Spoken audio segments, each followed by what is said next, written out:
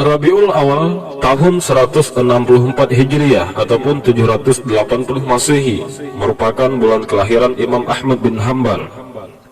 Ulama pendiri mazhab fikih Hambali ini dilahirkan di kota Baghdad dalam keadaan yatim. Ayahnya meninggalkannya sebelum beliau dilahirkan ke dunia ini. Imam Ahmad bin Hanbal juga dikenal sebagai pemuda yang sangat cerdas dan gigih dalam menuntut ilmu agama. Pernah ada seseorang yang mempertanyakan kegigihan beliau.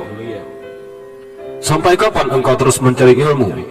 Padahal engkau kini telah mencapai kedudukan mulia di antara pencari ilmu. Kemudian beliau menjawab pertanyaan tersebut dengan singkat. Aku akan membawa dawat tinta ini hingga ke liang lahat. Pernyataan tersebut mempertegas kegigihannya di dalam mencari ilmu. Artinya, beliau tidak akan berhenti mencari ilmu hingga ajal menemuinya. Menurut salah satu putra sulung beliau, Abdullah bin Ahmad, Imam Ahmad memiliki hafalan hadis hingga 700.000 hadis di luar kepala beliau. Pencapaiannya ini tidak lepas dari sifat kegigihannya di dalam mempelajari ilmu hadis. Hingga umur 16 tahun, beliau telah belajar menghafal Al-Quran, bahasa Arab, hadis, tafsir, sejarah Nabi, sejarah sahabat, dan para tabi'in. Beliau bertemu dengan beberapa guru untuk mempelajari itu semua. Hamad bin Khalid, Ismail bin Aliyah, Muzaffar bin Mudrik, Walim bin Muslim, dan Musa bin Tariq adalah orang-orang yang berperan untuk mengajarkan ilmu-ilmu tersebut kepada Imam Ahmad. Selain itu, setiap kali beliau mendengar tentang adanya ulama hadis di sekitarnya, tanpa pikir panjang, beliau akan menemui sang ulama untuk mendapatkan hadis dari ulama tersebut. Imam Ahmad telah mencurahkan semua perhatiannya untuk mempelajari hadis selama hidupnya. Selama masa hidupnya, beliau telah mencurahkan segalanya untuk mempelajari hadis.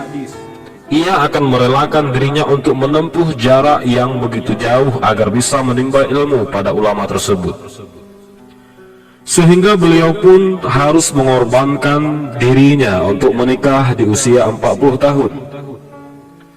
Imam Ahmad menikah dengan sosok wanita bernama Aisyah binti Fadl.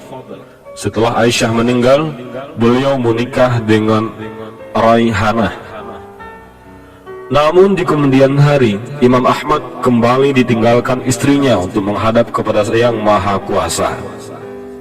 Sepeninggal Raihanah, Imam Ahmad memutuskan untuk menikah kembali dengan Husinah. Walaupun kehidupan pribadinya tidak berjalan dengan begitu baik, namun beliau tetap meneguhkan dirinya dalam ilmu hadis. Imam Ahmad tidak hanya tekun di dalam menuntut ilmu, tetapi beliau juga tidak pernah lupa untuk beribadah dan mendermakan apa yang beliau miliki. Imam Ibrahim bin Hani, salah satu sahabat Imam Ahmad yang juga menjadi ulama terkenal waktu itu, menjadi saksi dari kezuhudan Imam Ahmad. Hampir setiap hari ia lebih banyak salat malam dan witir hingga subuh tiba. Imam Yahya bin Hilal, seorang ulama fikih, pun menceritakan sifat dermawan dari seorang Imam Ahmad.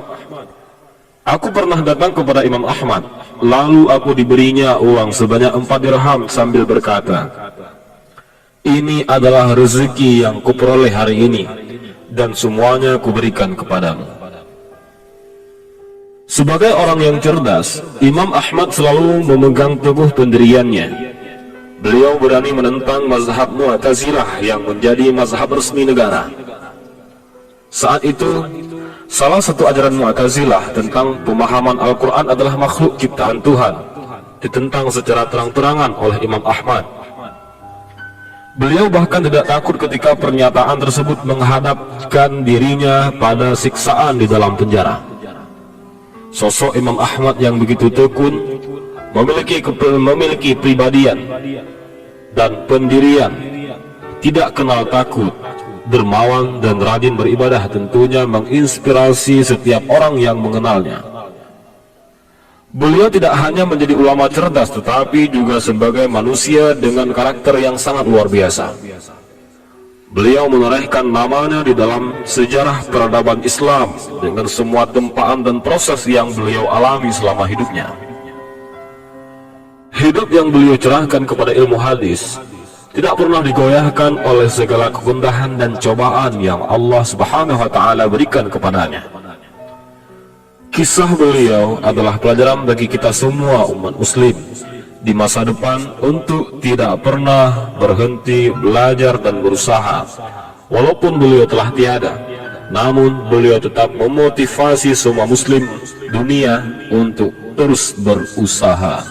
Wallahu a'lam.